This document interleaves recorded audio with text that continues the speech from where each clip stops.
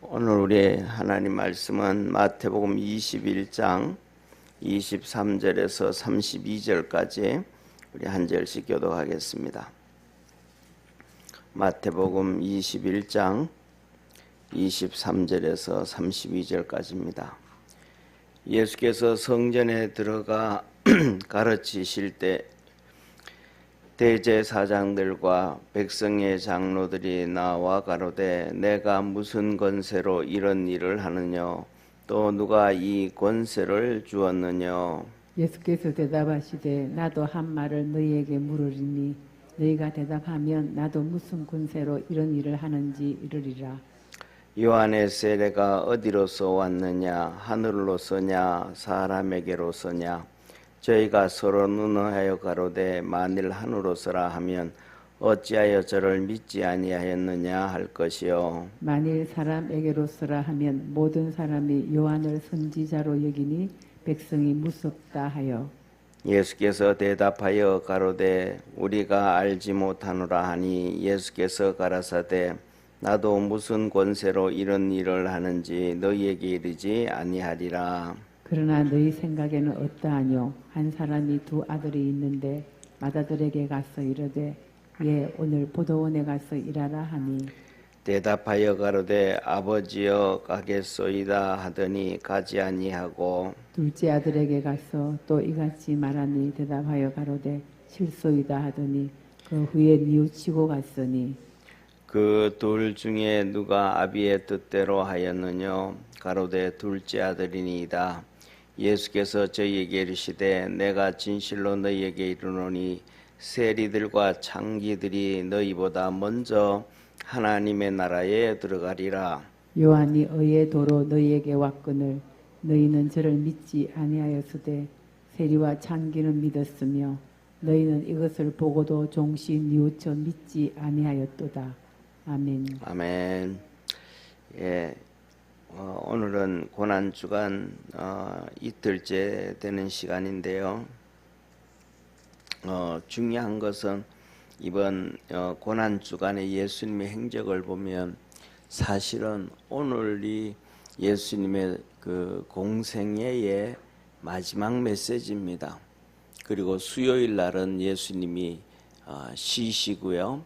그리고 그 다음에 목요일 날은 우리가 잘 아는 것처럼 유월절 식사를 하시고요. 유월절 식사는 이스라엘 백성들에게는 뭐라 그럴까 감사가 넘쳐나고 소망 가운데 지내는 것 중에 하나가 유월절 행사입니다. 그래서 이스라엘 백성들은 이 유월절 식사를 기본이 2시간에서 3시간 정도 합니다. 그래서 그 유월절 식사를 유대인들의 그 유월절 식사를 저희 교회에서도 이제 개척하고 지금까지 한 30년 하는데 한 4-5번은 하지 않았을까 싶어요. 그 시간들이 그런데 그 포도주를 한 잔 그 포도주를 그 유대인들은 먹죠. 그런데 저희들은 이제 그때 포도주는 안 먹고 포도즙을 먹고 그랬었는데 그 행사할 때 그럴 때마다 그 하나의 의식들이 맺혀져 있는 이 신앙의 의식이 있습니다. 그리고 제일 마지막에는 이 성찬 마지막이 건배입니다. 건배를 하는데 그 건배는 뭐냐면 내년에는 예루살렘에서 이 건배를 합니다. 내년에는 예루살렘에서 이 건배는 뭐냐면 유대인들은 메시아를 기다리잖아요. 구세주를 기다리잖아요. 그러니까 내년 6월절에는 메시아 대신 구세주 대신 메시아가 오셔서 그 메시아와 함께 예루살렘에서 6월절을 지냅시다 하는 그런 의미를 가지고 그러니까 메시아가 왔는데도 모르는 거예요.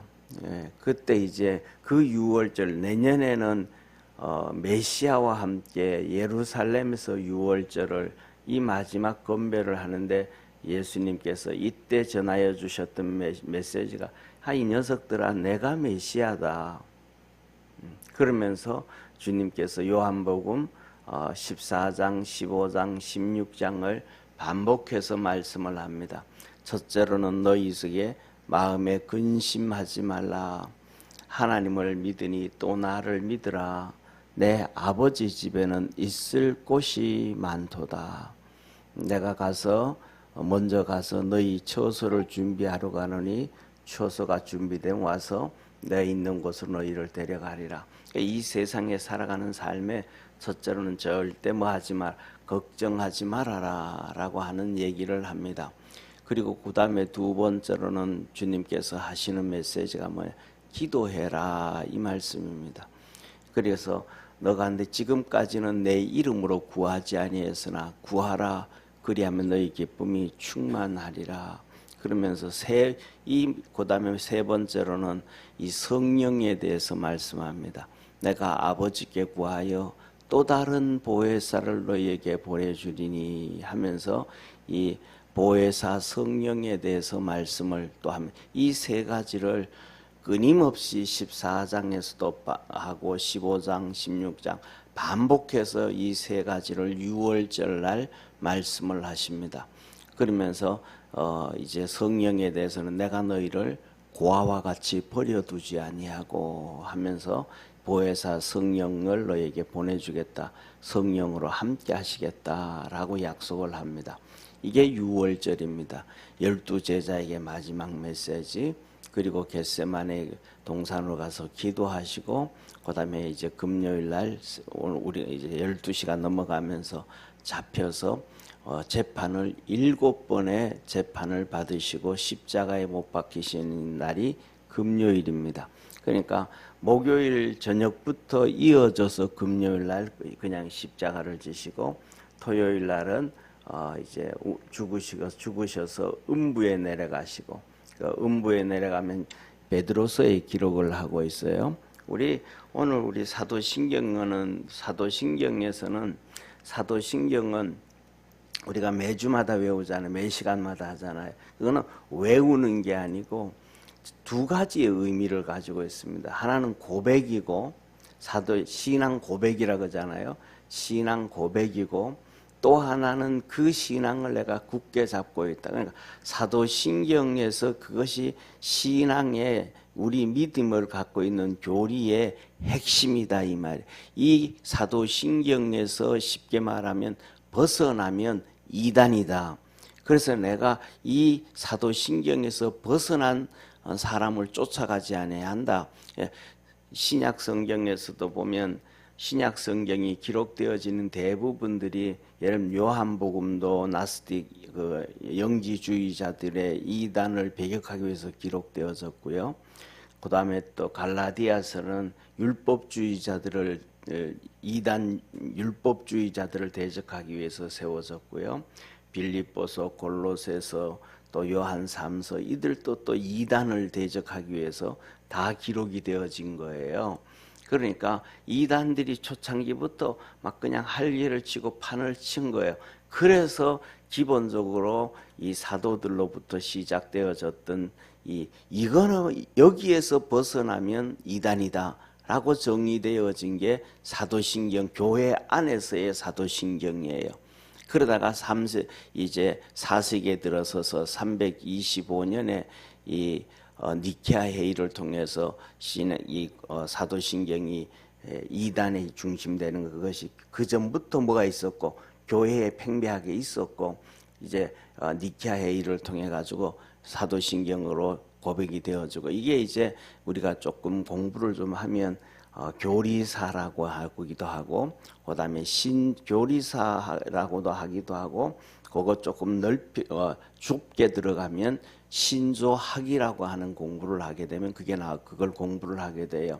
그걸 모르기 때문에 그렇게 나오는데 이게 뭐냐면 나중에는 종교개혁을 하잖아요. 1517년에. 그럼 종교개혁이 첫 번째고 종교개혁이 우리가 잘 아는 것처럼 독일의 루터에 의해서 종교개혁이 시작하거든요.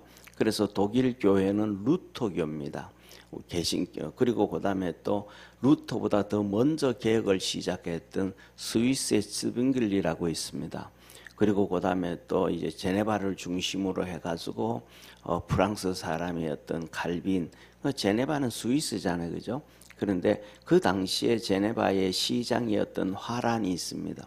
이 사람이 이 땅에 진짜 하나님의 나라를 건설하고 싶은 사람이 이 화란이라는 시장이었어요. 삼고초래라는 말이 있죠, 그죠? 그래서 이 칼빈에게 찾아가서 정말 3번씩 찾아가가지고 좀 나 좀 도와줘라, 시장님 나 좀 도와줘라. 진짜 여기에 하나님의 나라를 건설하고 싶다. 그렇게 고백을 하고 그래서 칼빈이 이제 제네바로 갑니다. 그래서 도와줘가지고 제네바 도시를 가장 이렇게 좋은 도시로 만들어가기 시작하죠. 그래서 그 칼빈을 중심으로 해서 장로교가 형성되고 또 그다음에 네덜란드로 그다음에 스코틀랜드로 아일랜드로 미국으로 이제 장로교가 펴져가는데요. 그 장로교가 형성되어지는 그 고백이 영국을 해서 또 웨스트민스터 신앙 고백으로 이렇게 되는데 그 전부 다 똑같이 전부 다 그다음에 영국은 영국 성공회죠, 그죠? 영국 성공회가 있고 그런 우리 그 기독교의 프로테스탄트라고 얘기하는데 그렇게 이렇게 폭좁게 얘기하는 게 아니고 그게 전체가 기독교예요. 그러니까 기독교라는 얘기는 예수님을 구세주로 고백하는 것이 전부가 기독교예요. 예. 그런데 거기에서 그래서 예를 들면 루터교도 똑같이 신앙 고백이 있어요. 루터교 신앙 고백, 그다음에 영국 성공회도 신앙 고백, 장로교에서도 신앙 고백. 이 신앙 고백들이 쉽게 말하면 종파가 교파가 생길 때마다 이 신앙 고백이 다 있어요. 그런데 유일하게 이제 우리나라도 있는 것처럼 침례교에서는 이 신앙 고백을 안 해요. 왜냐하면 공부를 안 하니까. 원래 왜 공부를 안 했냐면 이 침례교의 뿌리가 종교개혁 시대에 나왔던 제세례파의 뿌리를 두고 있습니다. 그 제세례파의 뿌리를 두고 있어가지고 종교개혁 시대에 이단으로 정죄를 됐거든요.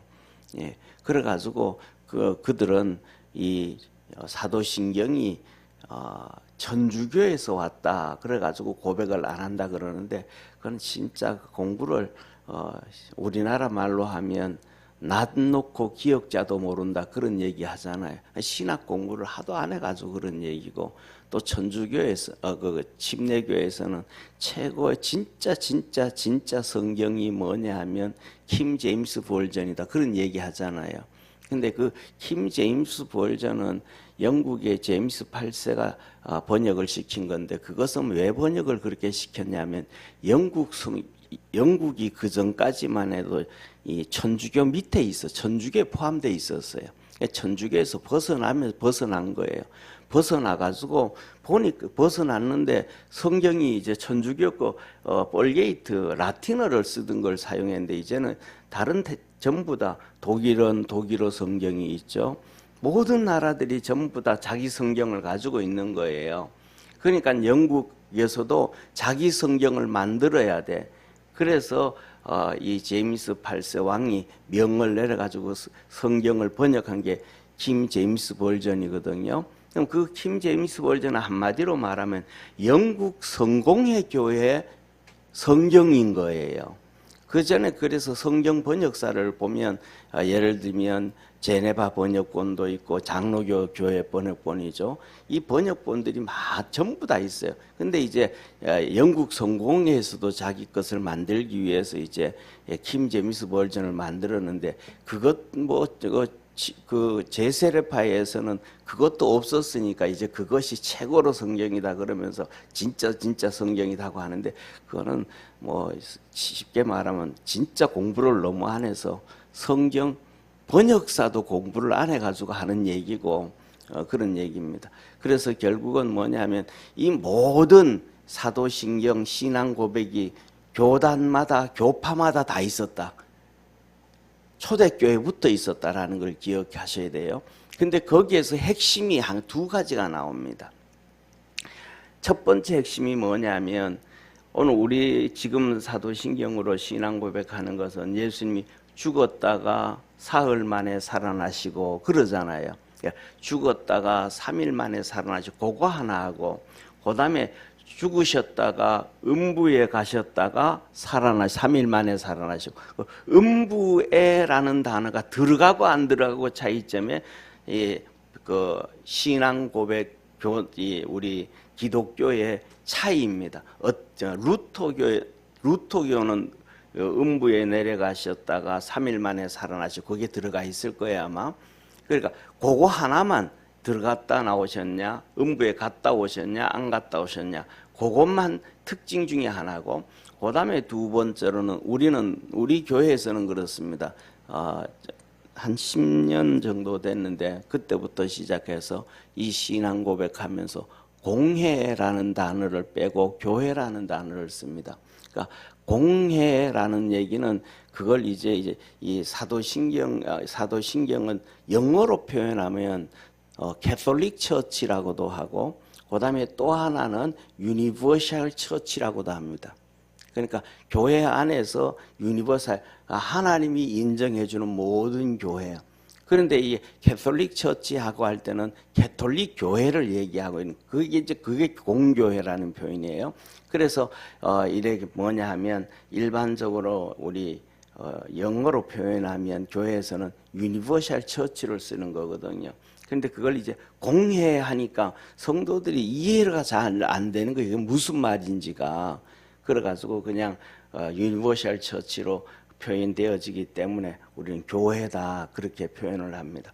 그래서 이 예수님께서 십자가에 죽으셨다가 음부에 가셔서 노아 홍수 때 죽은 자 3일 죽은 자 가운데 있는 그들에게 복음을 전하시고 부활하시고 부활하십니다. 이게 이제 한 주간의 사역이에요. 그래서 수요일 날은 사역이 없고 목요일 날도 낮에는 사역 없으시고 저녁에 유월절을 지내고 그다음에 기도하시고 십자가에 못 박히셨다가 음부에 가셨다가 부활하셨는데, 오늘 메시지는 뭐냐 하면 오늘은 예수님께서 마지막으로 모든 사람들에게 전한 성전에서 그 예수님은 주로 복음을 전하신 것이 들판에서 전하셨잖아요. 들판에서 전하시고 그 가정의 집에서 전하시고 그 제자들에게 전하시고 그랬는데, 오늘 본문 말씀은 성전에서 전하시는 거예요. 마지막.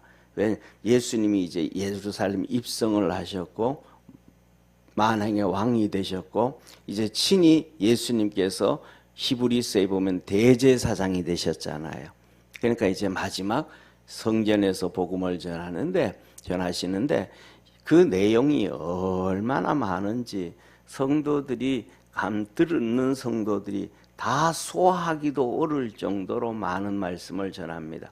그래가지고 결국은 오늘 이 기록되어진 하루에 예수님이 증거하신 말씀을 기록하신 것이 바로 오늘 본문 말씀 읽었던 21장 23절부터 시작해서 22장, 23장, 24장, 25장, 26장에 걸쳐 가지고 예수님께서 말씀을 증거하시는 거예요. 그 내용을 보면 오늘의 첫 번째 이제 그래서 예루살렘에 가서 그 주일날 등극을 하시고 그다음에 어제 올라가시면서 가장 중요한 거는 행위가 아니고 율법으로 구원받는 게 아니고 믿음으로 구원받는다는 걸 말씀하셨잖아요. 그리고 오늘은 가가 성전에서 가르치면서 예수님의 권세를 먼저 증거해요. 예수님의 권세. 그 다음에는 이제 이어서 세 가지의 비유를 말씀합니다. 오늘 본문 말씀 봤던 것처럼 큰아들과 둘째 아들의 비유 시작해서 악한 농부의 비유, 혼인잔치의 비유, 그 다음에 이 세금 납세에 대한 비유, 그 다음에 부활, 큰 계명 쭉 시작해가지고 마지막으로 중심으로 들어가면서 이제 바리새인들에게 화가 있을 것이다. 그러니까 신앙을 잘못 가지고 갈 때 화당한다 이 말이에요. 화에 대해서 말씀하시고 그다음 대환란에 대해서 말씀을 하시고 예루살렘의 환란과 마지막 때의 환란을 말씀하시고 그리고 예수님이 오실 징조와 예루살렘이 멸망당할 때의 징조를 말씀하시고 그다음에 이제 마지막으로 이제 또 앞에서 세 개의 비유를 했던 것처럼 마지막으로도 또 세 개의 비유를 말씀합니다. 이것이 이제 위에서 시작하면서 세 개의 비유, 그다음에 끝나면서 세 개의 비유. 이 성경 해석학 중에서도 제일 근래 이제 19세기 2000년 가까이 1900년대에 들어와서 시작되어진 것 중에 하나가 뭐냐면 이 모든 성경이 유대인들에 의해서 기록되었잖아요. 구약 성경은 유대인들에 의해 유대인들의 문화와 유대인들의 사고 그걸로 인해 가지고 히브리어로 기록되어지고 또 다른 부분들은 아람어로 기록되어지고 신약에는 그 유대인들로 인해서 헬라어로 기록되어졌잖아요. 그런데 지금까지는 우리가 그 모든 것을 바라볼 때에 우리 관점으로 오늘날 이 전 세계의 모든 문화는 헬라적 관점이거든요. 헬레니즘 문화거든요. 그런데 그래서 헬레니즘 문화니까 쉽게 말해가지고 목사가 설교를 예배를 우리 드리잖아요. 예배를 드리는데 목사가 이렇게 서서 설교를 하는 거예요. 이게 헬레니즘 문화예요.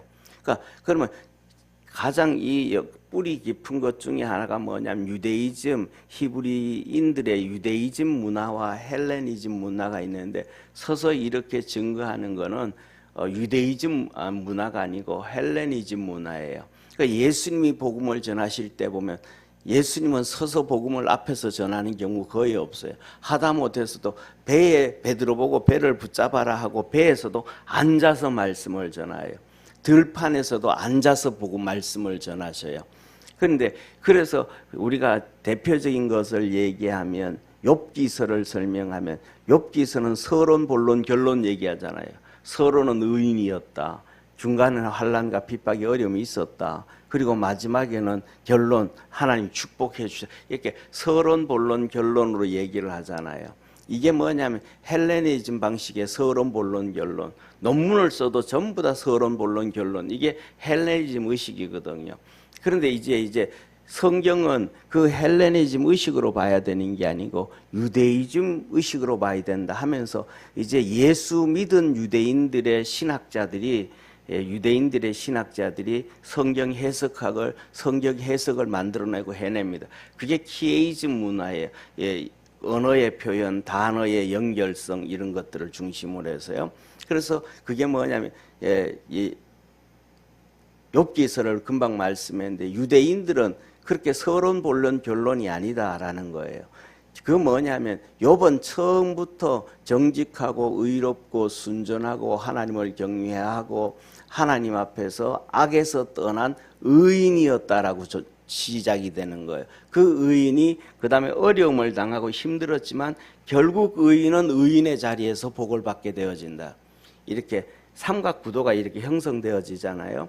이렇게 구도 형성, 이거 이제 성경 해석학의 키에이즘 방식 중에 하나인데 오늘 여기 본문 말씀에도 그 부분이 나오는 거예요. 마지막 성전에서 예수님이 복음을 전하면서 앞부분에 세 가지의 비유를 말씀하시고 끝부분에 또 세 가지의 비유를 말씀하시면서 이 키에이즘 문화 형식으로 만들어갔다. 그러면서 마지막으로 이제 세 가지의 비유, 열처녀의 비유와 달란트의 비유와 양과 염소의 비유를 하시고 사역이 끝나시는 거예요.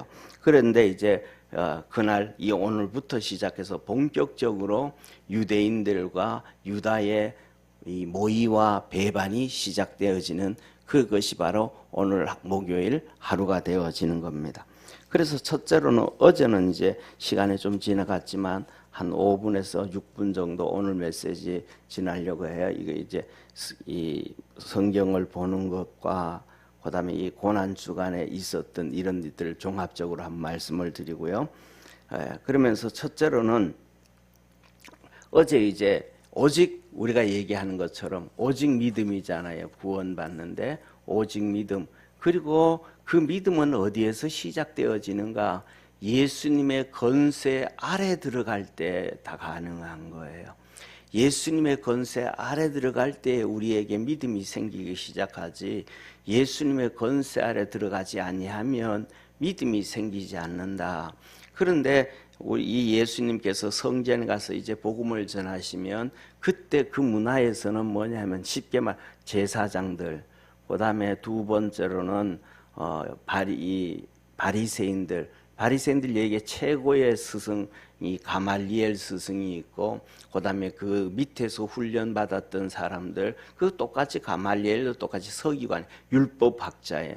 이들, 그다음에 랍비들, 이 사람들이 성전에서 가르치게 하는 거예요. 오늘날로 얘기를 하면, 쉽게 말하면 교회로 얘기한다면 노예에서 신학 공부를 하고, 노예에서 노회가 아니고 총회에서 시험을 봐요. 장로교에서는요. 예, 그래서 이제 일반 이쪽으로 합동이든지 이쪽에 이제 좀 보수적인 신앙, 그러니까 신본주의 신앙을 가지고 있는 데는 강도사라고 표현해. 강도, 강도 말씀도자잖아요. 그 하나님의 말씀을 강할 수 있도록 강의할 수 있는 그걸 해서 강도사다 그래요.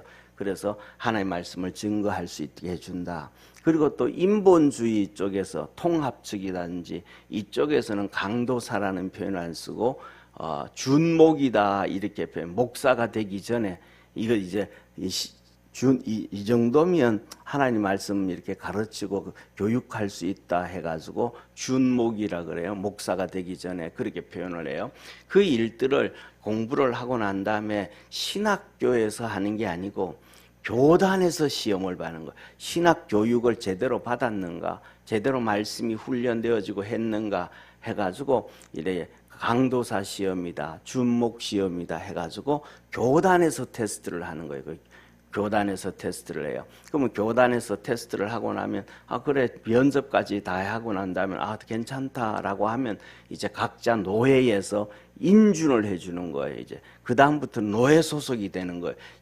실력은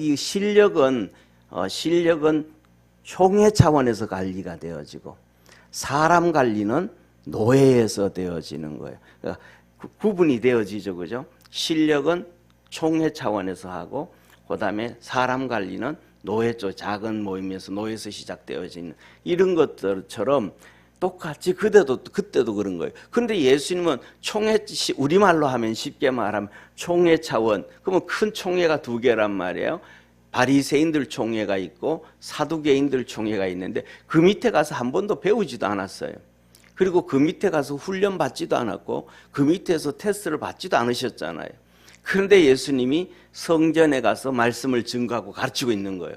그러니까 쉽게 말하면 이 제사장이었던 이 성전의 중심이었던 제사장들, 사두개인들, 그다음에 말씀의 중심이었던 그것을 아는 이 바리새인들, 이 사람들이 세상 말로 하면 꼭지가 도는 거예요. 너 어디서 온 인간이야 도대체. 예. 우리말로 표현하면 그러잖아요. 어느 날 갑자기 교회에서 같이 집사님하고 얘기했는데 한 2, 3주 있다, 2, 3주 어디가 사라지더니 와가지고 목사야 그러면서 설치면 너 어디서 목사가 된 거야 하면서 의아하잖아요. 그런 것처럼 예수님이 성전에서 가르치니까 이 사람들이 이게 좀 꼭지가 돈 거예요. 자기들 밑에 안 들어와 있다라는 거예요. 그래가지고 너 성전에서 가르치는 그 권세가 어디에서 온 권세냐? 바리새인들도 안 줬고 사두개인들도 안 줬고 제사장들과 이들 누구도 안 했는데 너 누구한테서 받아서 그 성전에서 함부로 가르쳐? 그렇게 얘기를 할 때 예수님이 하신 말씀이 그럼 나 얘기해 줄게. 그럼 내 대답에 너도 대답해줘. 세례 요한의 세례가 어디서부터 왔느냐? 이거는 엄청난 충격적인 얘기거든요. 왜냐하면 세례 요한의 세례는 할례는 그들이 아브라함부터 인정을 하는 문화잖아요. 그런데 이 세례라는 문화는 기독교의 이 성경 안에서 믿음의 문화는 이 세례라는 문화는 어디에서도 찾아볼 수가 없는 문화예요.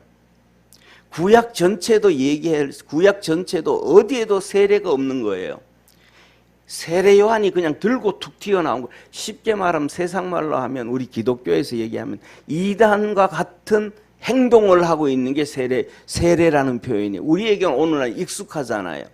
근데 이거는 그 당시에는 이거는 모든 유대인들에게 머리가 깨질 정도로 심각한 신학적인 부분이거든요. 그런데 그것을 이들이 거기 대놓고 반기를 못 드는 것 중에 하나가 두 가지예요. 한 가지는 뭐냐 하면 백성들이 이 오늘 본문에 나왔던 것처럼 백성들이 세례요한 저 사람 진짜 하나님의 선지자 맞아. 지금까지 400년 동안 하나님께서 우리에게 선지자를 보내주지 아니하고 하나님이 침묵하셨는데 세례요한 봤더니 진짜 선지자 맞아. 그것도 우리가 읽어봤던 구약의 선지자들 쉽게 말하면 모세부터 시작해서 쭉 흘러온 모든 선지자들의 그 모습하고 세례요한의 모습하고 똑같아. 그러니까 백성들이 세례요한이 광야에서 떠들든지 어디에 가든지 다 쫓아가는 거예요. 지금 목말랐던 상황에서. 근데 그가 하는 일이 세례를 주는 거예요. 그러니까 성도들은 저거는 하나님이 하신 일이 맞아라고 그냥 수긍하고 가는 거예요. 그런데 이 지도자들은 그것을 보면서 아무리 머리를 돌리고 지식을 돌려도 세례에 대해서 허용이 안 되는 거예요. 그러니까 절대로 세례 요한 앞에 가가지고 세례를 안 받아요. 그런데 중요한 것은 자기 속에서 들려주시는 하나님의 음성, 우리의 양심, 하나님의 형상과 모양으로 만들었던 양심은 세례 요한을 부인할 수는 없는 거예요. 그러니까 진짜 지식적으로는 죽이고 반대를 해야 되는데 양심적으로는 신앙안으로는 그걸 못하고 있는 그 상황이란 말이에요. 이 두 가지가 겹쳐져 있는 그때 예수님께서 바로 그거는 하나님이 주신 거라는 걸 얘기하는 거예요. 세례 요한의 세례가 사람으로부터 왔냐? 인본주의냐? 세례 요한이 자기 세를 만들기 위해서 세례를 주는 거냐? 아니면 하나님이 주셔서 주신 세례를 하는 거냐 물었을 때 자기들은 얘기를 못하는 거예요. 자기들의 지식으로는 그 얘기를 했다가는 백성들에게 돌에 맞아 죽을 거고. 왜냐하면 성경에서 똑같거든요. 구약 성경에서도 하나님 앞에 번제를 드릴 때 하늘에서 불이 내릴 때가 있고 그 다음에 사람이 제사장이 불을 붙일 때가 있어요. 성전에 있는 불씨를 가지고 나와서. 그런데 예를 들면 세례 요한이 엘리야가 갈멜산에서 기도할 때 불은 하늘에서 내려왔잖아요. 솔로몬 성전을 지어서 봉헌식을 할 때 하늘에서 불이 내려왔잖아요. 그런 거 있는 것처럼 세례 요한에게는 그 역사가 있었다라는 거죠. 그 느낌이 모두가. 그러니까 거기에 대해서 얘기를 못하는 거예요. 그래서 예수님, 그러니까 그들이 우리는 모르겠다. 그러니까 변명을 하는 거죠. 그랬더니 예수님이 그러면 내가 성전에서 가르친 이 권세도 너희들에게 얘기 안 할래? 왜? 세상 말로 하면 이런 얘기 하잖아요. 세상에서는요. 세상에서 뭐냐면 이 전문가들은 다 안다 그러잖아요. 자기 분야의 최고의 전문가 또 이쪽 분야의 최고의 전문가는 서로 만나면 상통하는 게 있다. 서로 알아보는 게 있다 그러잖아요. 서로 알아보는 게. 그러니까 이 사람들도 알고 있어요, 모르고 있는 거예요? 다 알고 있다 이 말이에요. 그런데 백성들로부터 떨어뜨리기 위해서 그렇게 하는 거죠. 그래서 예수님이 내 권세는, 내 권위는 내가 가지고 있는 게 아니고 하나님으로부터 주셨다. 그러니까 그 예수님 안으로 들어와야 믿음의 역사가 있고 구원의 역사가 있음을 우리에게 첫 번째 말씀해 주시는 거고, 그 다음에 이어서 비유를 3개 쭉 하시면서 큰아들과 둘째 아들을 얘기하는 거예요. 왜냐하면 그 안에 들어와서 회개했던, 하나님 말씀을 듣고 회개했던 바리새인들 너들 회개 안 했잖아. 제사장들 너들 내가 아무리 얘기해도 회개 안 했잖아. 예수님이 그 말씀하시는 거예요. 그러나 세리와 창기들은 와서 세례 요한의 메시지에 회개를 했고 예수님 메시지에 회개를 했고, 그래서 그들에게는 하나님의 나라가 먼저 주어졌다. 저와 여러분, 둘째 날에는 주님 안으로 우리가 이렇게 들어갈 수 있는 겸손한 자 되어지기를 주의 이름으로 축원합니다. 부활 고난주간 두 번째 날에는 우리가 예수님 밑으로 들어갈 줄 아는 겸손한 자가 되자. 그래야 믿음의 역사가 나타난다라는 것입니다. 기도하겠습니다. 전능하신 하나님 아버지, 우리 주님의 권세와 권위는 삼위일체 하나님으로서 성부 하나님이 주신 권세임을 믿습니다. 그렇게 또 주님이 말씀하셨습니다. 믿음으로 구원받고 주님 품으로 겸손하게 낮아질 때, 고기를 숙일 때 바리새인들과 사두개인들처럼 그렇게 고기를 빳빳하게 들 때는 하나님께서 우리를 버리시지만 이 세리까지도, 장기들까지도 그 앞에 머리를 숙일 때 누구든지 간에 구원해 주시고 품어 주시고 은혜 베풀어 주시고 자녀 삼아 주심을 믿습니다. 믿음 안에서 늘 승리하게 하시고 주님께 엎드릴 줄 아는 축복의 성도들 되게 하시고, 그래서 하나님의 은총 안에 사늘도록 역사하옵소서. 아버지 하나님, 정참배 장옥희 교우님이 하나님 앞에 감사의 물 드립니다. 분당에 이사와서 새벽 예배 드릴 수 있어서 감사하고, 가정과 삼남매 자녀들 가정 늘 건강하기를 소망하고 예물 드립니다. 주께서 축복하여 주시고 은혜 베풀어 주시되 새벽마다 주 앞에 엎드릴 때 하나님께서 하늘 문을 여시사 은혜 베풀어 주옵시고, 부르짖어 간구할 때 하늘 문을 열어 응답하셔서 주님께서 말씀하셨던 것처럼 여호와는 복 주시기를 원하며 그 얼굴을 향하여 은혜 베푸시기를 원하고 평강 주시기를 원한다고 하셨습니다. 지켜주시기를 원한다고 하셨습니다. 그 축복의 약속이 이루어지게 도와주시고 새벽마다 엎드릴 때 주님 만나는 은혜가 있게 하옵시고, 이끌림 받아가는 가족과 자녀들, 가정 자손들 되게 하옵소서. 늘 승리하는 우리 성도들 되기를 소망합니다. 강건하게 함께 하옵소서. 구원하신 예수님의 이름으로 기도드립니다. 아멘. 하늘에 계신 우리 아버지여, 이름이 거룩히 여김을 받으시오며 나라에 임하옵시며 뜻이 하늘에서 이룬 것 같이 땅에서도 이루어지리다. 오늘날 우리에게 일용할 양식을 주옵시고, 우리가 우리에게 죄진 자를 사하여 준 것 같이 우리 죄를 사하여 주옵시고, 우리를 시험에 들게 하지 마옵시고 다만 악에서 구하옵소서. 대개 나라와 권세와 영광이 아버지께 영원히 싸움나이다. 아멘.